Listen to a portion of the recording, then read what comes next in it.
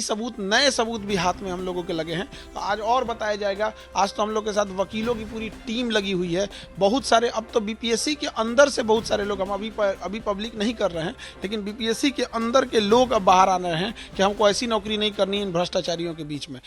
BPSC आंदोलन 2.0 का दूसरा दिन है आज।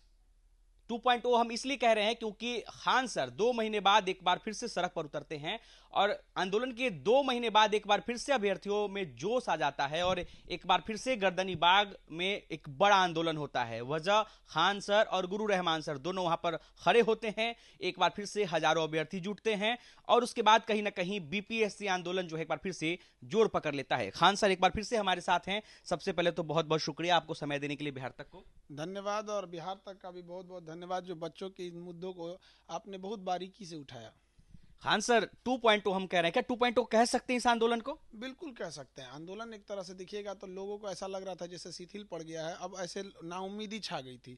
दोबारा फिर इसको, गर्दनी बाग में ऐसी ताकत है, दोबारा फिर इसको हम लोग ने उठा के जिंदा किया और इस बार न्याय दिला के रहेंगे। बच्चे लोग भरोसा रखें और री एग्जाम तो लेके रहा जाएगा। कल तक जो अधिकारी, जो लोग ये कहते थे कि री एग्जाम नहीं होगा, अब उन सब वही कहने लगता है कि लगता है अब होके रहेगा। तो ऐसे लोगों को भी हम बताते हैं कि नाइंसाफी और बच्चों के साथ भ्रष्टाचार बर्दाश्त नहीं किया जाएगा।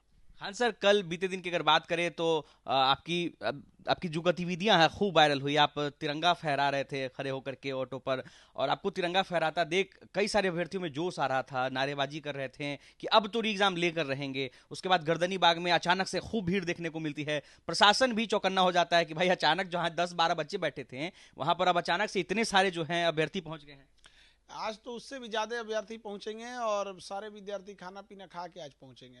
आज उस समय तो कल सुबह सुबह ही निकल गया था तो बहुत सारे विद्यार्थी खाना पीना भी नहीं खाए थे। तो आज सारे विद्यार्थी 12 बजे निकलेंगे खाना पीना खा के। अभी तो यहाँ बहुत सारे आ रहे हैं, खाना पीना खा के आ रहे हैं। सर क्या करना है, तो उनको समझाना होता है कि भाई आपको हिंसा नहीं करनी है, कोई भी रूल को वायलेट नहीं करना है। हम लोग को रूल ऑफ लॉ फॉलो करना है, लेकिन सरकार को भी रूल ऑफ इक्वलिटी का ध्यान रखना है। आपने तो कल ख्याल रखा था, मैं खुद देख रहा था कि आप माइकिंग करके सभी बच्चों को कंट्रोल कर रहे थे कि कोई ज्यादा नारेबाजी ना करे, ज्यादा हल्ला ना करे। ये हमारे विद्यार्थी थे सब। ये आप देखे होंगे वहाँ जो बैठे होंगे सब ना, जैसे लगता होगा क्लासरूम में बैठे एकदम सिस्टमेटिक ढंग से। तो इस बार भी हम लोग का ध्यान यही है कि डिसिप्लिन वे में सबको ले जाना है। भले गवर्नमेंट हम लोग के साथ रूल ऑफ इक्वलिटी नहीं फॉलो कर रही है, लेकिन हम लोग किसी को भी कोई नुकसान नहीं पहुंचाएंगे। आज उससे बड़ी संख्या में गर्दनी बाग में बच्चे पहुंच रहे हैं। कल जितने पहुंचे थे उससे डबल संख्या में बच्चे पहुंचेंगे। और सरकार को हमको लगता था कल ही हो जाता, लेकिन जो हम लोग के एडवोकेट जनरल सर हैं वो छुट्टी पे चले गए, नहीं तो कल ही हम लोग को लगता था कि हम लोग फैसला ले लिए रहते।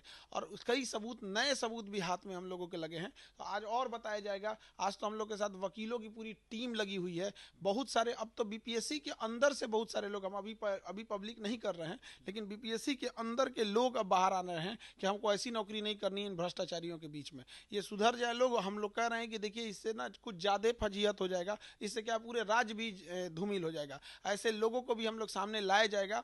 जब सबूत ढूंढने निकले हैं ना, तो वहां से सबूत निकाला जाएगा जहां से किसी ने सोचा नहीं था। अभी तक गया के डीएम साहब और नवादा के डीएम साहब ये नहीं बोले कि उनका ट्रेजरी रिपोर्ट दीजिए, ट्रेजरी हमारे हाथ में है। ना ही गया और नवादा के ट्रेजरी इंचार्ज ने बोला है कि खान सर जो बोल रहे हैं गलत बोल रहे हैं। आप लिस्ट दिखाइए, मेमो दिखाइए, हमको 100% पता है कि क्वेश्चन गायब है, वहां से गारंटेड गायब है। सिवान का वह क्लासरूम जिसको हम कोर्ट में बताएंगे, जिसमें नीले रंग का बेंच है, उसको 35 मिनट एक्स्ट्रा टाइम दिया गया। खगड़िया और भागलपुर में क्वेश्चन पे टिक लगा के और वही सबको बांटा जा रहा था, एक्सचेंज किया जा रहा था, उसमें आंसर रंगते जा रहा था, बांट दिया जा रहा था उसी हिसाब से। जब इसकी बात ज्वाइंट सेक्रेटरी कुंदन कुमार को बताया गया तो कह गया छोड़ो ना, ऐसा ऐसा होते रहता है। ऐसे लोग क्या अपने पद पे रहने के लायक हैं? इसीलिए गर्दनी बाग जरूरी है, वरना नीट का हाल हो जाएगा। 75 स्टूडेंट ऑल इंडिया रैंक 1 ला के भी नीट एम्स दिल्ली में सिलेक्शन लेके नहीं सेलेक्ट हो पाए। यही चीज बीपीएससी में ना हो जाए। सप्लीमेंट्री रिजल्ट क्यों रोका गया है? एक बच्चे का अगर सीनियर टीचर में हुआ है तो जूनियर टीचर का वो पोस्ट छोड़ देगा, तो उसी सेम नंबर पाए एक दूसरे बच्चे को वहां दे दीजिए, तो वो सप्लीमेंट्री रिजल्ट नहीं दे रहे हैं लोग। इसके अलावा जो बीएड और डीएलएड बच्चे कर लिए हैं, जिनका इस साल जून में फाइनल हो रहा है, उनको फॉर्म भरने से क्यों मना कर रहे हैं? आप अपियरिंग कर लीजिए। आपको उस फॉर्म की जरूरत कब है? जब वो पढ़ाने जाएगा तब तक उसका कंप्लीट हो जाएगा। इतना। दूसरा, बीपीएससी जो है ये डोमिसाइल का पूरा डेटा रिवील करे और एकदम ऊपर से नीचे तक बीपीएससी को साफ कर दिया जाएगा, एकदम ठान के निकले हैं। बीपीएससी को ऊपर से नीचे साफ कर देंगे, एक भी भ्रष्टाचारी नहीं बचेगा। कई ऐसे हैं, एक बीपीएससी जो है एक ऐसे परिवार जिसमें मतलब कई अधिकारी हैं, लेकिन वो सामने नहीं आते, क्योंकि अगर वो सामने आ जाएंगे तो उनका नॉलेज देख के पता कर लिया जाएगा। ऐसे ऐसे फैमिली है जिनके में देखेंगे तो 7-8 अधिकारी है बीपीएससी के थ्रू खरीदा गया सीट से, तो इन सब लोग का बेनकाब किया जाएगा और री एग्जाम लेके रहेंगे हम लोग। हाँ सर, क्या बीपीएससी के अंदर के कई सारे अधिकारी आपके संपर्क में हैं, जो आपने कहा कि वो सब लोग एक एक करके सामने आ रहे हैं, बीपीएससी की जो अवहेलना है वो खुद कर रहे हैं? ये लोग जो अभी फिलहाल भ्रष्ट सब हमारे संपर्क में काहे रहेगा सर? नहीं, जो आपने बोला कि जो विरोध कर बहुत रहे हैं सारे ऐसे लोग हैं जो काम किए हैं, क्योंकि देखिए कोई भी चीज होती है उसकी कई एजेंसीज होते हैं, कई तरह से ऐसे होते हैं, तो वो लोग बता रहे हैं जो इस चीज को गंभीरता से देखें, और वो लोग भी सामने आएंगे इस चीज की आवाज उठाने के लिए। एक बड़ा सवाल ये भी है ना कि खान सर, आप लगातार कह रहे हैं कि आप लगातार सबूत का सच खंगाल रहे हैं, लेकिन आपके इतने बोलने के बावजूद अधिकारी अब तक एक्शन में नहीं आई है, उस सबूतों को लेकर के अब तक जांच नहीं हो रही। अधिकारी लोग अपन कुर्सियां पहले बचाए ना, सब लोग को सामने कहते हैं कि हम लोग री एग्जाम लेंगे, वो तो हमारा कंफर्म हो गया। लड़ाई अब इस बात की है कि मनु भाई रहेंगे कि नहीं रहेंगे, कुंदन सर को वहाँ नहीं रहने दिया जाएगा, और इसके लिए, और ये तो हम लोग की लड़ाई अभी लंबी चलेगी। अभी तो हम लोग को कल तो हम लोग प्रोटेस्ट में थे, तो बड़ा थकान हो गया था, रात तो टाइम नहीं मिल पाया। अभी तो फिर आज जाना है प्रोटेस्ट में, तैयारी कर रहे हैं लोग, 12 बजे निकलेंगे लोग। अभी सुन रहे हैं लोग कि चार्जशीट फाइल हो गया इनके ऊपर, अध्यक्ष महोदय के ऊपर। अब ये चीज़ें हैं, अब ये हम लोग को तो अभी तक फुर्सत नहीं मिल पाया देखने के लिए, तो एक एक करके सबकी सफाई होगी। हाँ सर, आप कल दिन भर वहां पर टिके रहे हैं, जब देर शाम हुई तब उसके बाद आप वहां से निकले, लेकिन सरकार की तरफ से कोई भी अधिकारी या जो नेता है वो आप लोग से या छात्रों से मिलने नहीं आया, जबकि चुनावी साल है। कि आपको लगता है कि नीतीश कुमार की पार्टी से किसी नेता को, या नीतीश कुमार को खुद, या उनके पार्टी के किसी नेता को, किसी अधिकारी को वहां पर आकर मिलना चाहिए था, क्योंकि एक बड़ी संख्या है इन अभ्यर्थियों की, उनके परिवार की? मिलने मिलाने वाला चीज़ हमको नहीं पसंद है। ये कोई किसी का इंगेजमेंट नहीं हो रहा है कि मिलने मिलाएंगे लोग यहाँ पे। री एग्जाम दीजिए, जाइए, मत मिलने आइए, अपने घरे रहिए, री एग्जाम दे दीजिए, एग्जाम लेकर बस। यहाँ हमको कोई जरूरत नहीं मिलने मिलाने वाले। नॉर्मलाइजेशन में भी गए थे, कौन आया था मिलने के लिए? नहीं जरूरत है किसी के मिलने से। और जो अधिकारी घूम रहे हैं लोग ना, इन लोग से रेंज के ऊपर का चीज़ है। सीएम साहब डायरेक्ट देखेंगे, और सीएम साहब गर्दनी बाग तो आने वाले नहीं है। चीफ सेक्रेटरी दीपक सर, वो गर्दनी बाग आएंगे नहीं? यही दो लोग के हाथ में है मामला। सीएम सर का तो खैर 75 चीज़ देखना रहता है। अभी क्योंकि चुनाव है तो चुनावी चीज़ देखना है, पार्टी देखना है, अपना ये जो यात्रा चल रहा है, कौन सा प्रगति यात्रा, तो ये लोग का अपना है यहाँ पे। लेकिन दीपक सर आप तो देख रहे हैं, अगर री एग्जाम नहीं होगा तो इसमें सबसे बड़ी, री एग्जाम में सब एक ही इंसान है जो चाहेगा कि आराम से हो सकता है, वो दीपक सर हैं। और उनको पक्का अब सारे बच्चे आप ही से उम्मीद लगा के बैठे हैं दीपक सर से, और आज भी कोई बच्चा दीपक सर को एकदम रिस्पेक्ट से बोलता है, करा दीजिए पद की गरिमा को रखते हुए। लेकिन जरा सोचिए, अगर नहीं होगा, या कोई विनती कर रहा है, कोई भी व्यक्ति किसी से कोई विनती कर रहा है, और हर मर्यादित भाषा में जितना प्रयास कर रहा है उस भाषा में विनती करे, और अगर वो विनती नहीं सुनेगा तो एकदम चीज़ याद रखना चाहिए, जब खूबसूरत कांच टूटता है तो धारदार हथियार बन जाता है। इसलिए बच्चों को, ये जो इतने भोले भाले बच्चे हैं, इनको इतने हल्के में ना ले सरकार। ये भी खूबसूरत कांच है, ये बड़ा खूबसूरत कांच है, इन्हें आईना ही रहने दे ताकि देखने के काम में आए।